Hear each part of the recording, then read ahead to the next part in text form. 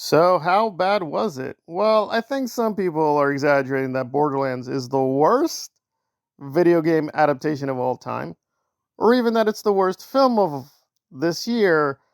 But is it one of the worst films of this year? Oh, yeah, it's bad. It's very, very bad on almost every level, and it is laughably stupid. However, there were some good things, and I'll get the good things out of the way because there weren't that many.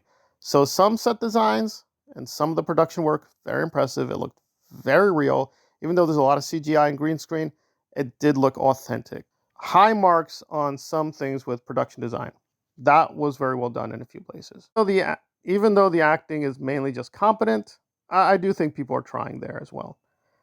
Beyond that, this thing is filled with many problems and errors. There are editing problems, there are plot problems, there are script problems, there are CGI problems. The CGI is very impressive in a few shots, but then it's extremely cheap in other shots.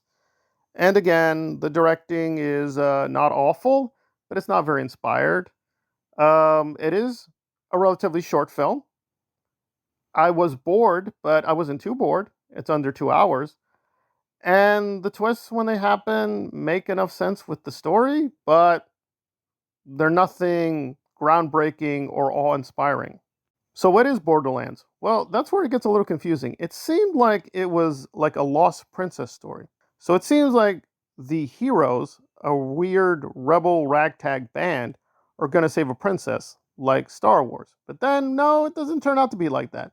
So, the real story is apparently Atlas, this tycoon, hires out Lilith to hunt down his daughter. Okay, so that's the story. And that seems to be the story for a while, but then it gets mixed up with another story about the vault and how the vault is a very dangerous place that could unleash superpowers or super things. So, what exactly is the main story? I'm not really quite clear. I don't think the script is clear. I don't think the director is clear, and I don't think they care.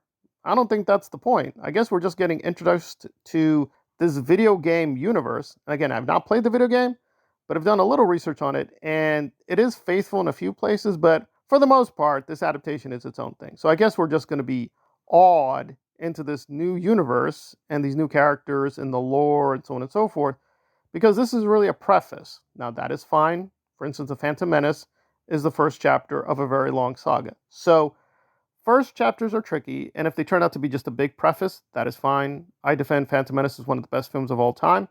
I'm not joking. However, it does have its problems. And I would agree in certain places, it is fairly boring and taking its time. But again, that is what George Lucas intended. It's necessary for the story. So maybe this is necessary that we go through a lot of backstory, a lot of flashbacks, and just a lot of meandering with these characters. And not all of them are bad. I thought Krieg, for example, was actually pretty funny and inspired. And although Claptrap is a little annoying at times, I do think he brings quite a lot of excitement to most of the scenes. Not all of them, but sometimes it works, sometimes it doesn't work. But I don't think it's as bad as Jar Jar. So it's a very mixed bag all around. So why are we being so negative about Eli Roth's vision? Well, this is no spoilers, but the more and more you get into the production history, this thing's a complete mess. It's not really an Eli Roth film because other people helped him. And it's so bad, I am not joking. It's co-credited. So there are two writers, Eli and Joe. But here's the thing, Joe doesn't exist. There is no Joe. That Joe, that's a complete phony name. So this script was so bad, the official writer said, take my name off. You can do that in Hollywood. You can take your name off the project. You lose a little bit of money, but maybe you save your soul. So even the writer of this project is like, I have no faith in what they're doing. So maybe there is a bigger, better cut because these scenes are fast. I will say that this movie goes fast, which is a good thing because the jokes are lame. There's literally no good action scenes. Some action scenes are decent, but they're not good. So there are a couple of okay scenes. So I can't say this is a 0 out of 10, but the okay scenes are few and far between. Even the very few good scenes are, they need a lot of work. For instance, there's a scene where Tiny Tina is attacking Lilith, and she's using these explosions.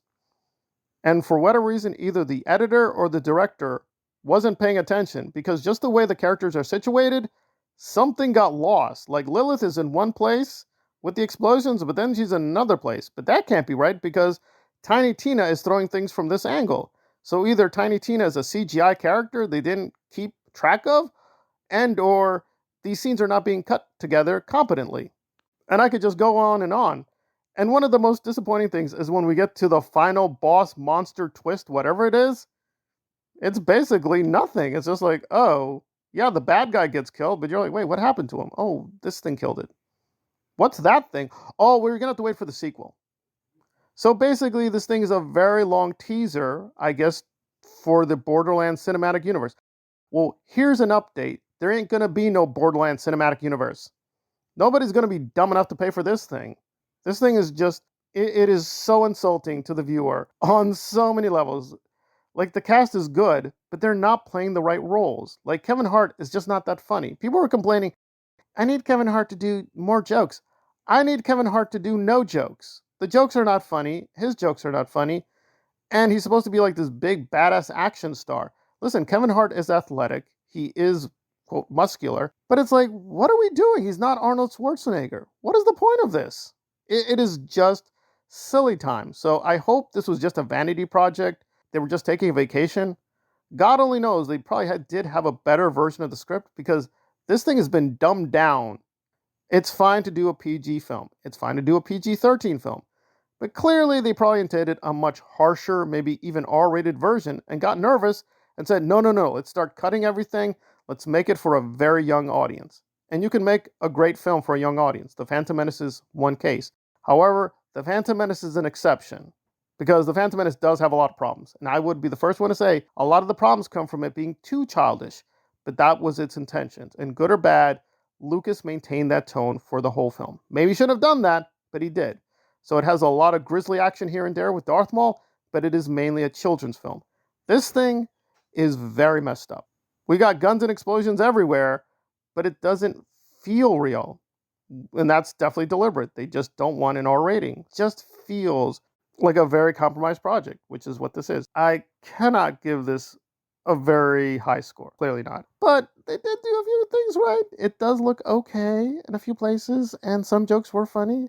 It's just overall, it's a very shoddy project. It just does not have a real cinematic vision. And even at the basic level, it's just not dumb fun. It's just not fun. It's kind of boring, and it's a waste of time. So I'm going to give this a very severe 3.5 out of 10. It's not Madame Web bad, but it's very, very close.